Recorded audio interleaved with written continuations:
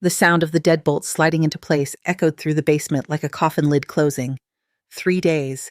3 days my own daughter kept me locked in that basement like some kind of criminal, while she ransacked my house upstairs, looking for my will. What she didn't know was that I'd already changed it the week before, sitting in my lawyer's office with a cup of tea and a heart full of disappointment that had been building for 43 years. You see, some people think that being a mother means accepting whatever treatment your children dish out, that unconditional love means unconditional tolerance. I used to think that too. I spent decades making excuses for Rebecca's behavior, telling myself that her cruelty was just her way of showing she cared, that her constant demands for money were just temporary hardships, that her complete lack of respect for me was somehow normal in modern families. But lying on that musty basement floor, listening to her rummaging through my personal papers 3 stories above, I finally understood the difference between love and doormat behavior. Let me start from the beginning, because this story didn't begin with that basement door, though that's where it ended. This story began 43 years ago when I held my newborn daughter in my arms and promised her she would never want for anything. I kept that promise, perhaps too well. My name is Eleanor Whitmore, and at 72 years old, I've learned that sometimes the people who hurt us most are the ones we've loved the longest. I've been a widow for 8 years now, since my husband Charles passed from a sudden heart attack. Charles left me very comfortable financially, you might say. More than comfortable, actually. When people hear the number 50 million, they assume it came from some kind of windfall or inheritance, but the truth is simpler and more boring than that. Charles was a patient man who understood compound interest, and I was a frugal woman who understood the value of living below our means. We bought rental properties when nobody wanted them, invested in companies when they were unfashionable, and never touched the principal. 45 years of marriage, 45 years of careful financial decisions, and yes, we accumulated what most would consider a fortune. But money, I've learned, doesn't buy you a daughter's respect. If anything, it seems to have the opposite effect. Rebecca's my only child, and from the moment she could talk, she seemed to view me as some kind of personal bank rather than a mother. Charles used to say I was too soft with her, that I gave in too easily to her demands, but what mother doesn't want to give her child everything? When she was 7 and wanted an expensive bicycle, I bought it. When she was 16 and demanded a car, I provided it. When she was 25 and needed money for a down payment on a house, I wrote the check. When she was 30 and wanted to start a business that failed within 6 months, I covered her losses. When she was 35 and divorced her first husband, I paid her legal fees. The pattern continued through her second divorce, her third business venture, her various get-rich-quick schemes, and every other crisis that seemed to require my immediate financial intervention. I told myself this was what loving mothers do. I told myself that family takes care of family. I told myself that someday she would appreciate all I'd done for her, that someday she would show me the respect and gratitude that I'd been waiting for since she was old enough to say thank you. What I didn't realize was that somewhere along the way, Rebecca had stopped seeing me as her mother and started seeing me as her inheritance waiting to happen. The signs were always there, I suppose, but I was too invested in maintaining the illusion of a loving relationship to see them clearly. The way she only called when she needed something, the way she would get impatient when I wanted to chat about my day or share some piece of news, the way she would cut visits short if Charles and I weren't immediately forthcoming with whatever financial assistance she was hinting at, the way she never remembered my birthday but always remembered when her mortgage payment was due. After Charles died, the dynamic shifted in ways I couldn't ignore anymore. Rebecca's demands became more frequent and more urgent. She started talking about my future in ways that made my skin crawl, discussing nursing homes and care facilities as if I were already incompetent, speaking about my assets as if they were already hers to manage. She began showing up at my house uninvited, going through my mail, asking pointed questions about my bank accounts and investment portfolio. She started insisting that I should add her name to my accounts, just in case something happens, she would say with that particular tone of voice that manages to sound both sweet and threatening at the same time. I started keeping my important documents in a safety deposit box at the bank, which turned out to be one of the smartest decisions I ever made. The breaking point came on a Tuesday morning in October. I remember the date exactly because it was the day after Columbus Day, and I had just finished taking down my autumn decorations when Rebecca arrived at my front door with 2 men I didn't recognize. She introduced them as financial advisors, but something about the way they looked at my house, appraising every piece of furniture, every painting on the wall, made me deeply uncomfortable. "Mom," Rebecca said in that artificially cheerful voice she uses when she wants something significant, "I've been thinking about your situation, and I really think it's time we got you some professional help managing your affairs." The way she said your situation made it sound like I was some kind of problem to be solved rather than a competent adult who had been managing her own affairs quite successfully for 7 decades. I invited them in because that's what polite people do, but I made it clear that I wasn't interested in making any changes to my financial arrangements. That's when Rebecca's mask slipped. Just for a moment, but long enough for me to see the cold calculation underneath. "Mom, you're not getting any younger, Giselle," she said, and the false sweetness was gone now, replaced by something much sharper. "You can't keep living in this big house all by yourself. It's not practical, and frankly, some of the financial decisions you've been making lately have me concerned." I asked her to elaborate on what she meant by that, since I hadn't made any unusual financial decisions recently, and she became flustered, clearly unable to provide any specific examples.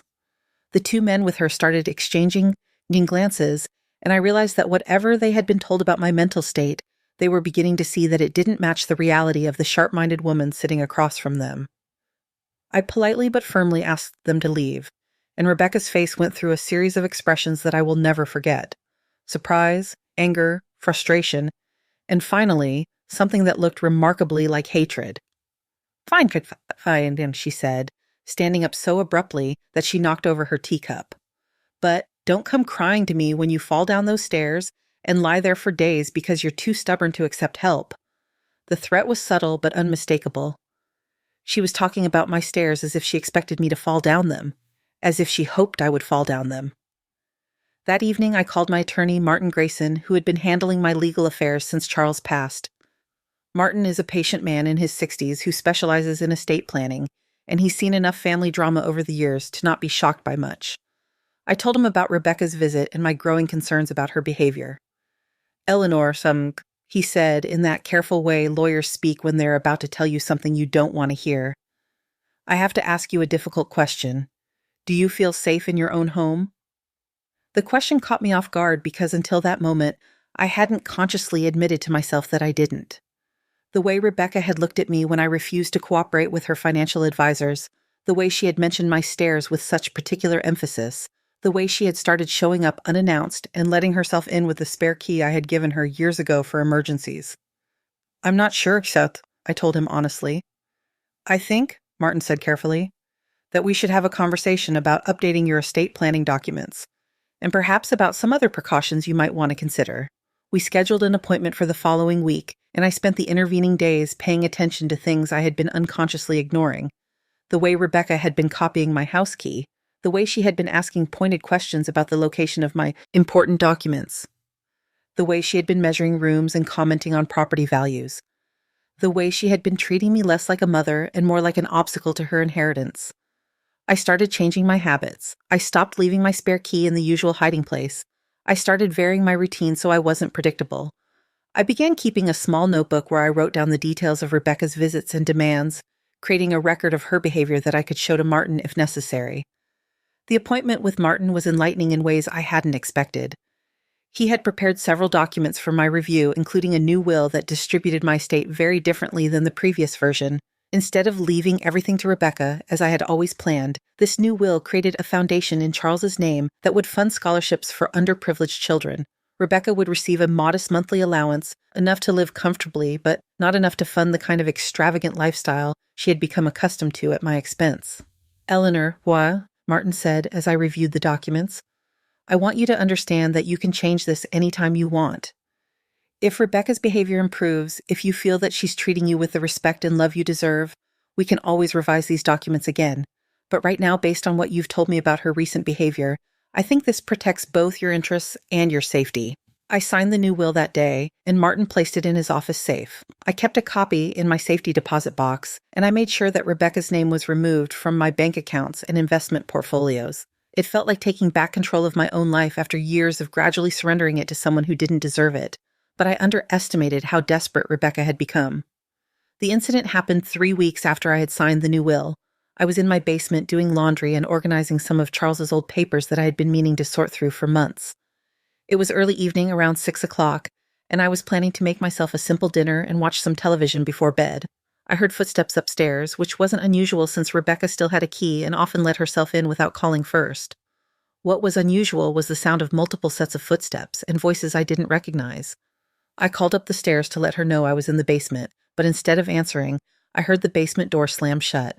Then I heard the sound that would haunt me for the rest of my life: the deadbolt sliding into place. I climbed the stairs and tried the door handle, knowing already that it wouldn't turn. Rebecca had installed that deadbolt herself just a month earlier, claiming it was for my security, to keep intruders from accessing the rest of the house through the basement entrance. Now I understood its real purpose. "Rebecca," I called through the door. "What are you doing?" Her voice came through the wood, muffled but clear enough. "I'm sorry, Mom, but this is for your own good. You're not thinking clearly lately, and I can't let you make any more bad decisions that you'll regret later." I could hear other voices, other people moving around my house, but I couldn't make out what they were saying. I kept calling to Rebecca, demanding that she open the door immediately, but she had stopped responding. The basement had a small bathroom, thank God, and there was a mini refrigerator that Charles had installed years ago when he used to work on projects down there. There was also an old couch and some bottled water. It was clear that this imprisonment had been planned in advance. Rebecca had made sure that I would survive, but that I would be completely helpless to stop whatever she was doing upstairs. I spent the first few hours in a state of disbelief. This couldn't really be happening. My own daughter couldn't really have locked me in the basement of my own house like some kind of prisoner. But as the hours passed and no one came to let me out, the reality of the situation began to sink in. From the basement, I could hear them moving around upstairs, furniture being moved, drawers being opened and closed, footsteps going up and down the stairs to the second floor. They were searching my house systematically, looking for something. Looking for my will, I realized. Looking for my financial documents. Looking for anything that would give Rebecca the control over my assets that she craved. What they didn't know was that all of my important documents were either in Martin's office safe or in my safety deposit box at the bank. They could search the house for a month and never find what they were looking for. But I was still locked in the basement, still at their mercy, still completely powerless to stop them from destroying my home and my peace of mind. The first night was the worst. I lay on that old couch, listening to the sounds of strangers ransacking my house, wondering if anyone would ever think to look for me. Rebecca had always been good at maintaining appearances, at presenting herself as the devoted daughter. If anyone asked where I was, she would probably say I had gone to visit a friend, or that I was feeling under the weather and didn't want to be disturbed. By the second day, I had moved past fear and into a cold, clear anger that surprised me with its intensity. I had spent 43 years making excuses for Rebecca's behavior, 43 years telling myself that she would eventually grow into the kind of person who could appreciate everything I had done for her. But lying on that basement floor, listening to her direct strangers through my personal belongings, I finally accepted the truth that I had been avoiding for decades. My daughter didn't love me. She never had. To her, I was nothing more than a bank account with legs, an obstacle standing between her and the money she believed she was entitled to. The sweetness, the affection, the moments of seeming closeness, it had all been manipulation, carefully calculated to keep me compliant and generous. The realization should have been devastating, but instead it was liberating. For the first time in years, I wasn't making excuses for someone else's behavior. For the first time in decades, I wasn't trying to convince myself that cruelty was actually love in disguise. I was seeing the situation exactly as it was, without the filter of maternal hope and denial. And once I could see clearly, I could think clearly.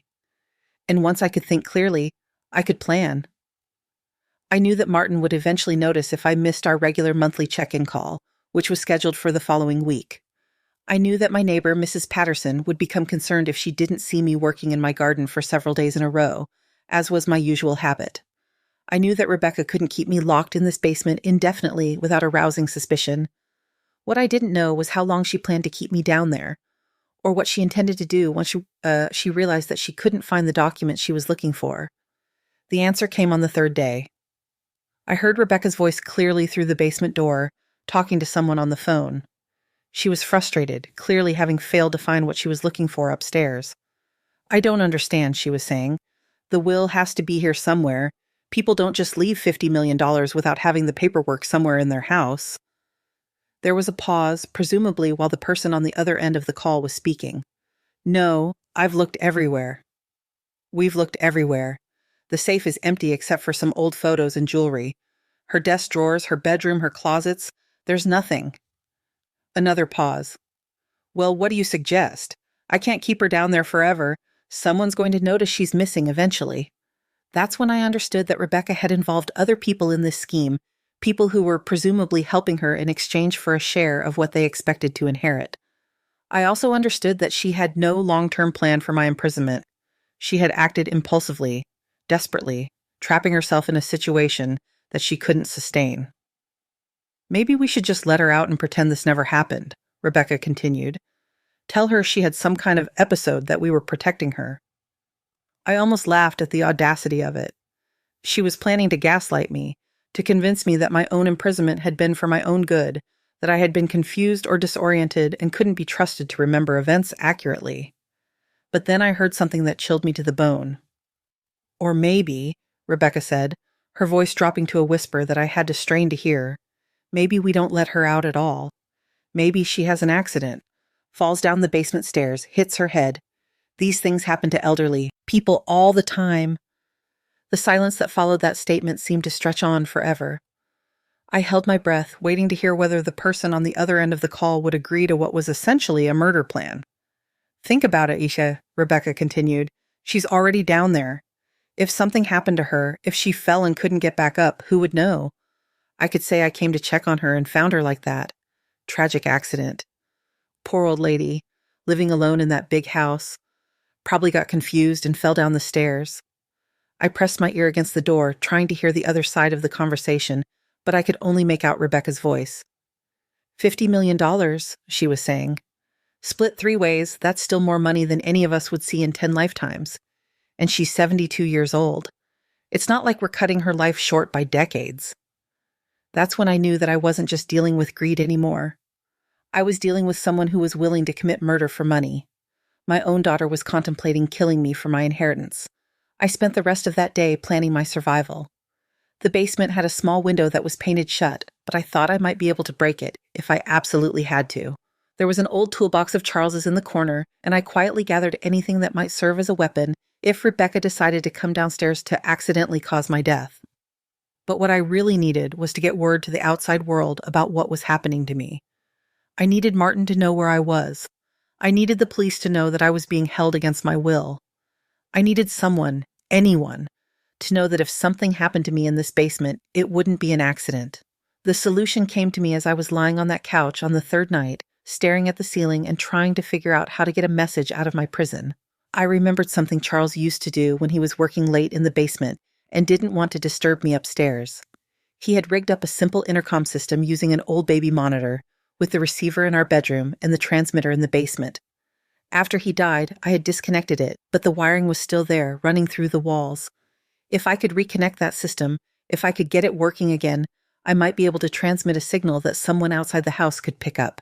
Baby monitors operate on radio frequencies that can sometimes be detected by other electronic devices, sometimes even by car radios if you're close enough to the house. It took me most of the night to figure out how to reconnect the system using the limited tools available in the basement, but by morning I had managed to get a weak signal transmitting. I couldn't be sure anyone would pick it up, but I started broadcasting a simple message over and over. This is Eleanor Whitmore at 1247 Maple Street. I am being held against my will in my basement by my daughter Rebecca. Call the police. Call Martin Grayson, my attorney. This is not an accident. This is not confusion. I am being held prisoner. I had no way of knowing if anyone was receiving the signal, but I kept broadcasting that message every few minutes, hoping that someone somewhere would hear it and understand what was happening. On the 4th morning, I heard sirens. At first, I thought they might be heading somewhere else, but they got louder and then stopped right outside my house. I heard car doors slamming, authoritative voices, heavy footsteps on my front porch. Then I heard Rebecca's voice, higher and more frantic than I had ever heard it before. Officers, I don't understand what this is about. My mother is fine. She's upstairs, resting. She's been having some health issues lately, some confusion. But the police weren't buying it. I could hear them asking direct questions about my whereabouts, demanding to search the house, clearly operating on specific information about my situation. "Ma'am, we're going to need you to step aside," one of the officers was saying. "We have reason to believe that Mrs. Whitmore may be in danger." That's when I started pounding on the basement door and shouting at the top of my lungs.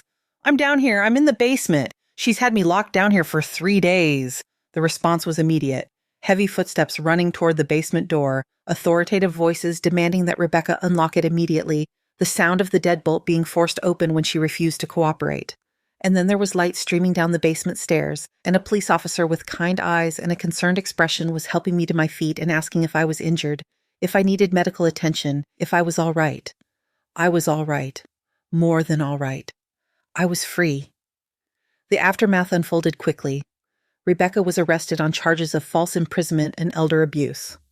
The two men who had been helping her search my house were also arrested, charged as accomplices in what the district attorney called a brazen attempt to defraud an elderly woman of her life savings through intimidation and illegal confinement. It turned out that my improvised radio signal had been picked up by Mrs. Patterson's son-in-law, who was a ham radio operator and had been visiting her that weekend. He had immediately called the police, who had taken my repeated broadcasts seriously enough to investigate immediately. Martin met me at the hospital, where the paramedics had insisted on taking me for a full medical evaluation. While the doctors confirmed that I was physically unharmed, Martin had news that was almost as satisfying as my rescue. Eleanor, Eleanor, he said, sitting beside my hospital bed with a thick folder of legal documents. I want you to know that everything you've been through has been thoroughly documented. The police have recorded Rebecca's statements, which include several admissions that she was holding you against your will. They've also found evidence that she was planning to contest your mental competency in court and have you declared incompetent so she could take control of your assets. He opened the folder and showed me photographs that the police had taken of my house. Rebecca and her accomplices had made a tremendous mess searching for my will and financial documents. They had gone through every drawer, every closet, every possible hiding place, apparently becoming increasingly desperate as they failed to find what they were looking for. The good news, Martin continued, is that your new will is completely safe and completely valid. Rebecca will receive exactly what you intended for her to receive under the terms you specified last month. Nothing more, nothing less. I asked him what that meant in practical terms, and he explained that Rebecca would receive a monthly allowance of $2,000 for the rest of her life, sufficient to cover basic living expenses, but nowhere near the kind of wealth she had expected to inherit. The rest of my estate would fund the scholarship foundation Charles and I had discussed many times during our marriage. She's also facing serious criminal charges, Martin added. False imprisonment is a felony, and elder abuse carries additional penalties. Her attorney is suggesting that she might be willing to plead guilty in exchange for a reduced sentence, but that's between her and the district attorney. I spent one night in the hospital for observation, and the next morning Martin drove me home. The house was still a mess from Rebecca's search, but it was my mess, in my house, and I was free to clean it up at my own pace. The first thing I did was change all the locks. The second thing I did was install a security system with cameras that would record anyone who approached my property. The third thing I did was sit down in my favorite chair with a cup of tea and allow myself to fully process what had happened to me. I had been betrayed by the person I loved most in the world. I had been imprisoned in my own home by my own daughter, who had been willing to let me die for money. The family relationship that had defined my adult life had been revealed as a complete sham, a decades-long manipulation designed to keep me compliant and generous until the moment when I was no longer useful. It should have been devastating.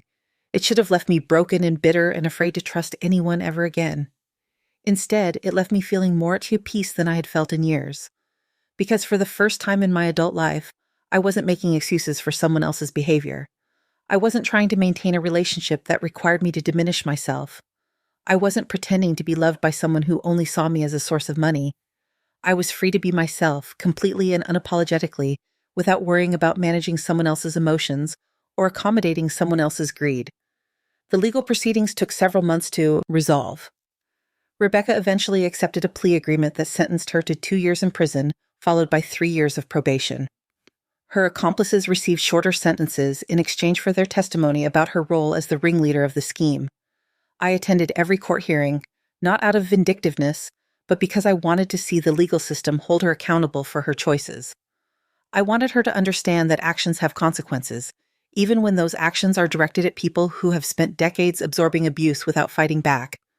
At the final sentencing hearing, Rebecca's attorney asked if I would be willing to make a statement on her behalf, suggesting that as her mother, I might want to ask for leniency from the court. I declined. When the judge asked if I had anything to say to the court before sentencing, I stood up and spoke directly to Rebecca for the first time since my rescue. "I spent 43 years loving you," I said, my voice steady and clear in that quiet courtroom. "I spent 43 years making excuses for your behavior, telling myself that your cruelty was just your way of showing affection, that your demands for money were just temporary hardships, that your complete lack of respect for me was somehow normal. I convinced myself that if I just loved you enough, if I just gave you enough, if I just accommodated your needs enough, someday you would appreciate me. Someday you would treat me with the love and respect that I deserved." Rebecca was crying by then, but I continued. "What I finally realized, lying on that basement floor for 3 days, while you ransacked my house and planned my death, was that I had been enabling your worst impulses by accepting your abuse. By never setting boundaries, by never demanding better treatment, by always prioritizing your wants over my own dignity. I had taught you that I didn't deserve respect. I had taught you that love means accepting whatever treatment someone decides to give you." I paused, looking directly at her for the first time in months. "I want you to understand that this isn't about the money. I could have given you every penny I had, and it wouldn't have been enough, because what you wanted wasn't financial security. It was complete control over another human being. What you wanted was for me to disappear as a person and exist only as a resource for your use." The courtroom was completely silent. "I hope that during your time in prison you'll have the opportunity to think about the choices that brought you here. I hope you'll think about the difference between loving someone and using someone. And I hope you'll understand that the reason you're facing these consequences isn't because I stopped loving you.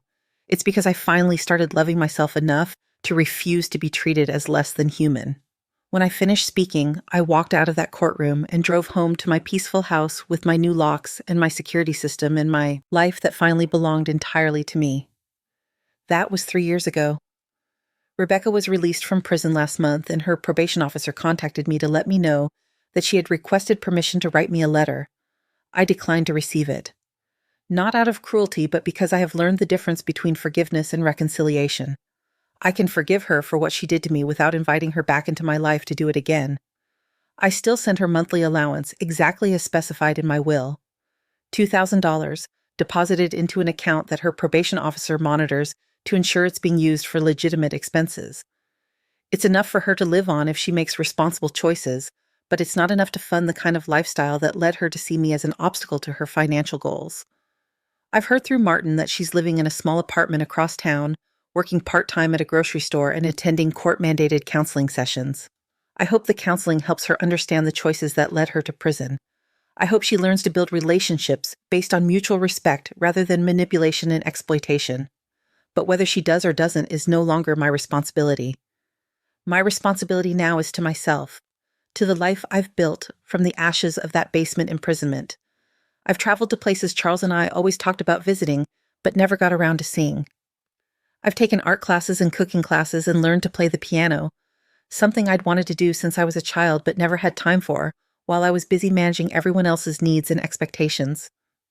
I've made new friends, people who like my company because of who I am, rather than what I can do for them financially. I volunteer at the local literacy center, teaching adults to read, which is more rewarding than any amount of money I ever gave to Rebecca's failed business ventures. Most importantly, I've learned to trust my own judgment about people and situations. I've learned that when someone shows you who they are through their actions, you should believe them the first time rather than spending decades hoping they'll become someone different.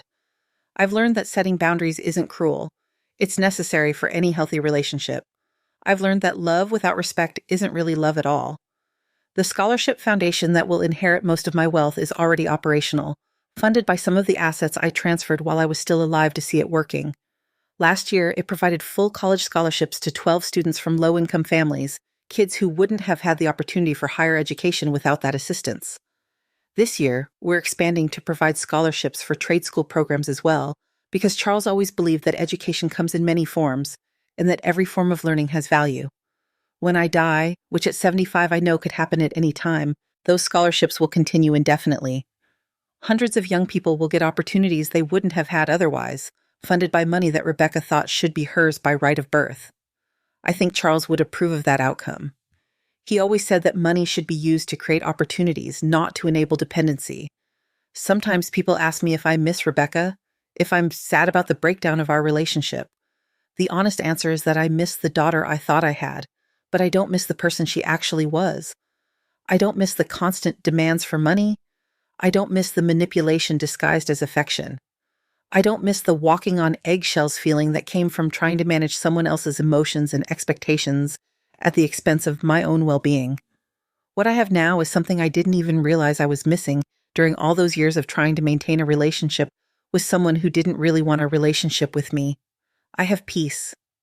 I wake up in the morning and drink my coffee without wondering what crisis or demand or manipulation the day will bring. I make plans without having to factor in someone else's drama or financial emergency. I can be generous with my time and resources because I choose to be, not because someone is pressuring me or making me feel guilty for having boundaries. I can be myself, completely and authentically, without worrying about managing someone else's reactions or trying to earn love and respect from someone who was never going to give them to me, regardless of how much I sacrificed or accommodated or enabled. If there's a lesson in all of this, I think it's that you can't love someone into treating you well. You can't sacrifice enough or give enough or accommodate enough to transform a user into someone who genuinely cares about your well-being. All you can do is set boundaries, maintain your dignity, and refuse to participate in relationships that require you to diminish yourself. I learned that lesson the hard way, locked in a basement by someone I had spent decades trying to please. But I learned it finally, and that knowledge has given me the most peaceful and fulfilling years of my life. Last week, Mrs. Patterson's grandson asked me if I ever regret changing my will, if I ever think about leaving Rebecca more money when I die. I told him the truth, that the best gift I can give Rebecca is the opportunity to learn that other people are not responsible for funding her life. That self-respect comes from earning your own way in the world, and that real relationships are based on mutual care and respect rather than financial transactions. Whether she learns those lessons or not is up to her. But I sleep well at night knowing that I've finally learned to value myself enough to refuse to be treated as anything less than a complete human being deserving of respect and genuine affection. The money will go to education, to opportunity, to young people who will use it to build better lives for themselves and their families.